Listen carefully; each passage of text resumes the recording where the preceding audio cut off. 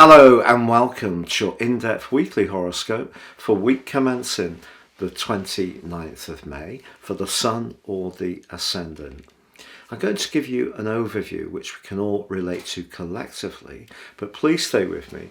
I will explore in much greater detail all the 12 zodiac signs from Aries through to Pisces. If you're new here, it's great to have you with us. This is very much a community. Do share any thoughts you have. I try to interact with each one, but please also subscribe by clicking or tapping on the bell notification symbol. As this week begins, so the Sun is in a very enthusiastic and energizing link with Mars. The Sun's in Gemini, which is fleet-footed, loves lots of quick, short, but bright conversations and has an appetite for everyday knowledge and information.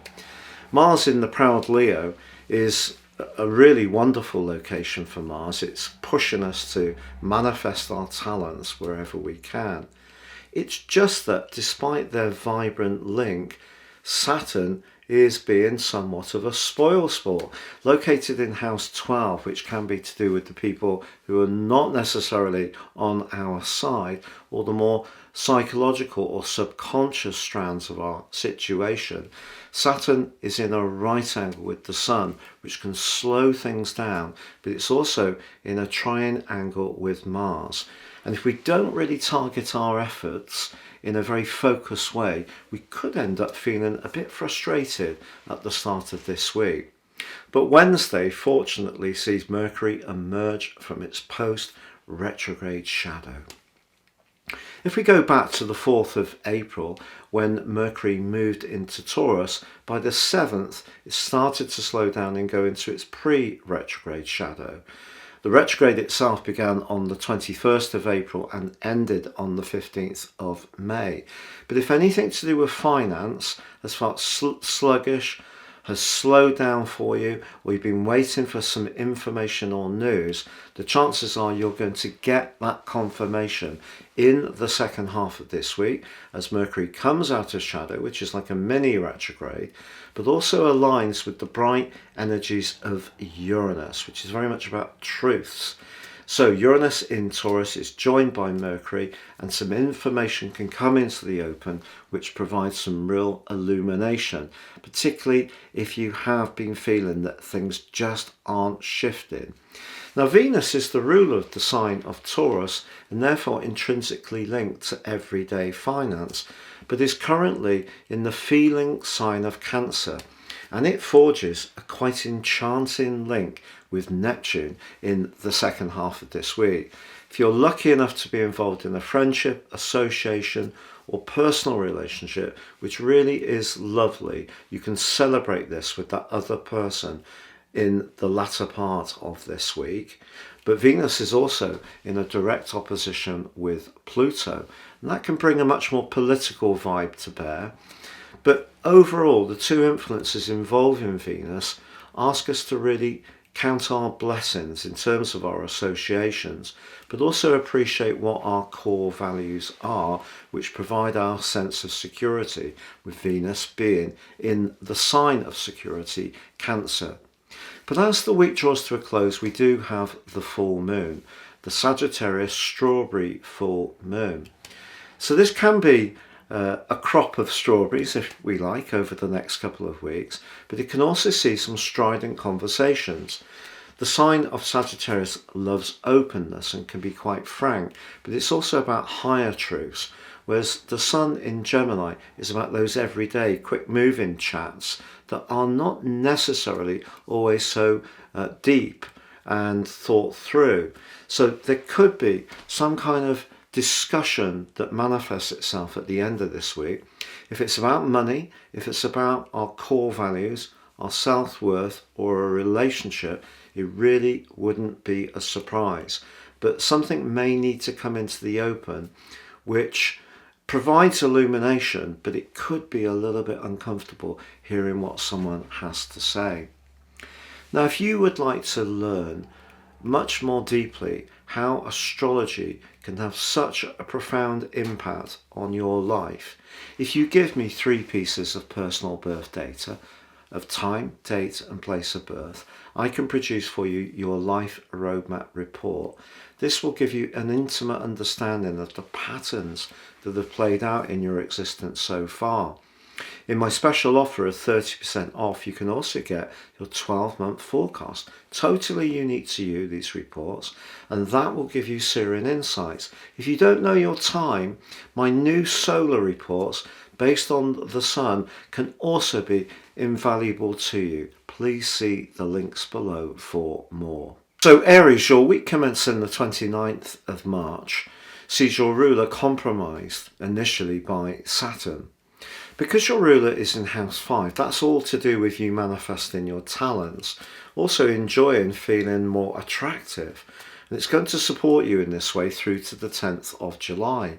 In fact, with Venus moving on the 5th of June into the sign of Leo through to the 9th of October, don't be surprised if this turns out to be a rather exciting period for your social interactions and possibly your love life.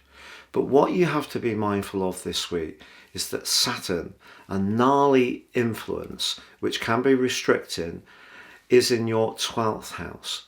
And there could be some inner blockages, perhaps linked to your past or inhibitions, that are applying to the potential to express that joy and talents which you need to be mindful of. Or is it the energy that you're picking up from other people? A lot of electric energy around at the moment, with the sun being in the sign of Gemini. So a lot of conversations, but a lot of stuff on social media and text messages buzzing backwards and forwards. And if you have any insecurities, or you feel that someone or a group of people have not got your best interests at heart, their presence or energy can really impact on your sense of well-being, and that's something you have to work hard to overcome this week. If in terms of your past or the more anxious part of life, you're actually feeling quite sealed up and strong, your ruler Mars's link to the sun is really, really positive, and you could start this week very energized as long as you stay utterly focused. Also, Mercury coming out of its post-retrograde shadow, it's not just good potentially for money, but for you clarifying your life purpose. Now, Venus is encouraging you at the present time to try to create the home or family life that gives you a sense of security, but the environment around that security is very soothing to your senses. Now, if you live in a built-up high-rise area, you may get that kind of serenity in the comforts of your abode, and by choosing the colours or fabrics for your furnishings that really are just perfect for you. But if you do go to the local park or for a walk along a river, or you are in a more rural environment, that's really feeding into the energy of Venus in Cancer. It also links beautifully to Neptune, Venus in the latter part of this week.